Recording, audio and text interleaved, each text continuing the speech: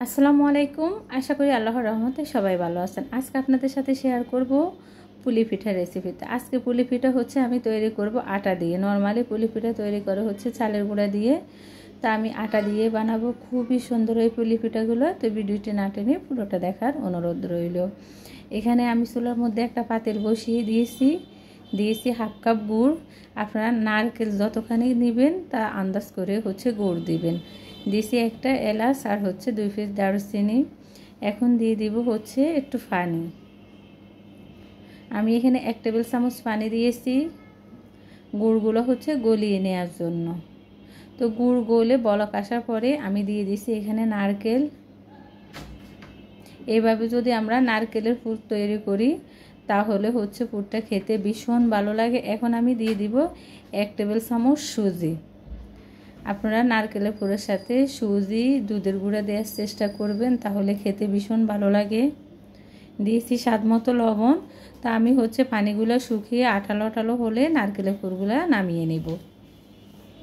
তা আমি নারকেলের পুরগুলো হচ্ছে নামিয়ে রেখে ওই পাতিলে পানি দিয়ে দিয়েছি লবণ। এখন পানির মধ্যে বলক আসা পর্যন্ত অপেক্ষা করব। তো বলক আসার পরে আমি এখন দিয়ে দিব আটা। আমি এখানে 1 কাপ পানির মধ্যে হচ্ছে আমার 1.5 কাপের মতো আমার আটা লেগেছে। তো এখন হচ্ছে আমি কাই তৈরি করে নিব। নেড়ে চেড়ে কাই তৈরি করে একটু ঠান্ডা হলে আমি মলে নিব কাইগুলা।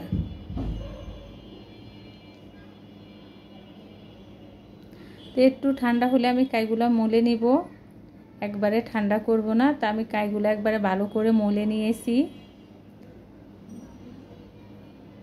একটু আটা দিয়ে দিয়েছি। আপনারা চাইলে এই আটার সাথে চালের গুঁড়ো মিশিয়ে নিতে পারেন। তো আমার এক বোন আমার কাছে জানতে চাইছে যে আপু শুধু আটা দিয়ে পুলি পিঠা বানানো যাবে কিনা। এখন আমি বড় একটা লেচি নিয়ে নিয়েছি, ওই লেচি দিয়ে বড় একটা রুটি বেলে নেব।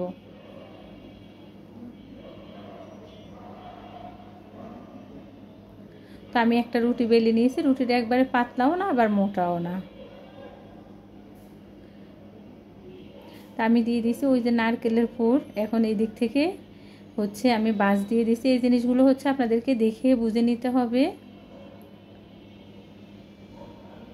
তো এই নৌকের ডিজাইনগুলো আমার মা খুব সুন্দর করে দিতে পারেন, আমার অতটা সুন্দর হয় না। আপনারা চাইলে শুধু এইভাবেও কেটে নিতে পারেন, আবার এইভাবে একটু ডিজাইন করে দিতে পারেন মুড়িয়ে মুড়িয়ে। আমাদের লক্ষ্মীপুরে নারকেলের পুলি পিঠা কত ডিজাইনের যে বানাতে পারে। আমার চ্যানেলও হচ্ছে এরকম একটা ভিডিও আছে, আপনারা চাইলে দেখে নিতে পারেন। আমি অনেক ডিজাইনের পিঠা বানিয়েছি, চেষ্টা করি মাঝে মাঝে বানানোর জন্য, তবে মায়ের মতো পারি না আর সবার মতো পারি না অত ভালো। তা আমি সবগুলো পিঠা একইভাবে হচ্ছে বানিয়ে নিব। খুবই সহজ, অল্প সময়ের মধ্যে অনেকগুলো পিঠা বানানো যায়, খেতে ভীষণ মজা লাগে। তা আমার আরও একটা পিঠাও বানানো হয়ে গেছে। একটা রুটির থেকে আমি 3টা পিঠা বানিয়েছি। রুটি যত বড় করে বানাবেন বেলে নেবেন, পিঠাও বেশি করে হবে। তা আমি হচ্ছে একইভাবে সবগুলা পিঠা তৈরি করে নিব। যারা আমার চ্যানেলে নতুন তারা প্লিজ চ্যানেলটি সাবস্ক্রাইব করবেন, লাইক দিবেন, শেয়ার করবেন। অনেক অল্প সময়ের মধ্যে অনেকগুলো পিঠা তৈরি করা যায়। তা আমি সবগুলো পিঠা বানিয়ে নিয়েছি। দেখেন 1.5 কাপ আটা দিয়ে কতগুলো পিঠা হয়েছে। তা আমার এই পিঠাগুলো একবারে খাওয়া হয়ে গেছে, কারণ এই পিঠাগুলো খেতে ভীষণ ভালো লাগে। এখন আমি তেলের মধ্যে সেঁকতে চলে যাব। তা আমি চুলার মধ্যে আগে থেকে তেল দিয়ে তেলটা গরম করে নিয়েছি। এখন পিঠাগুলো হচ্ছে আমি সেঁকে নেব। তো এই পিঠাগুলো হচ্ছে সেঁকতে বেশি সময় লাগে না, যেহেতু সিদ্ধ করা আটা, নারকেলের পুরো হচ্ছে রান্না করা। আর পিঠাগুলো অনেক ফুলবে, দেখুন ফুলে উঠতেছে।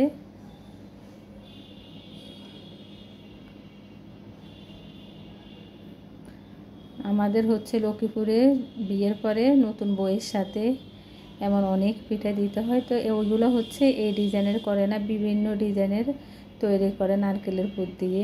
খুবই সুন্দর সুন্দর ডিজাইন দিয়ে তৈরি করে।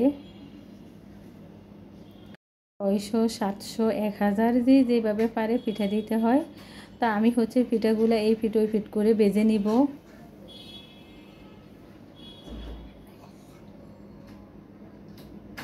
তা আমার এই পিঠাগুলো ভাজা হয়ে গেছে, এখন আমি উঠিয়ে নিব।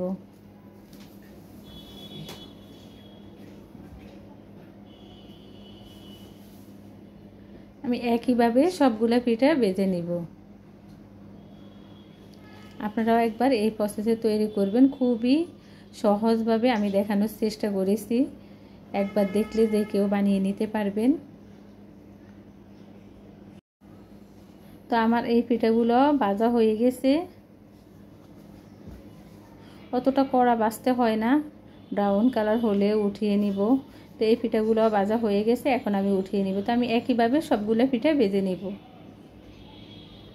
তো আমার সবগুলো পিঠা ভাজা হয়ে গেছে, দেখেন কতটা সুন্দর হয়েছে, আর খেতেও ভীষণ মজা হয়। একবার বাসায় বানিয়ে দেখবেন, আর ভালো লাগলে প্লিজ আমার চ্যানেলটি সাবস্ক্রাইব করবেন, লাইক দিবেন, শেয়ার করবেন।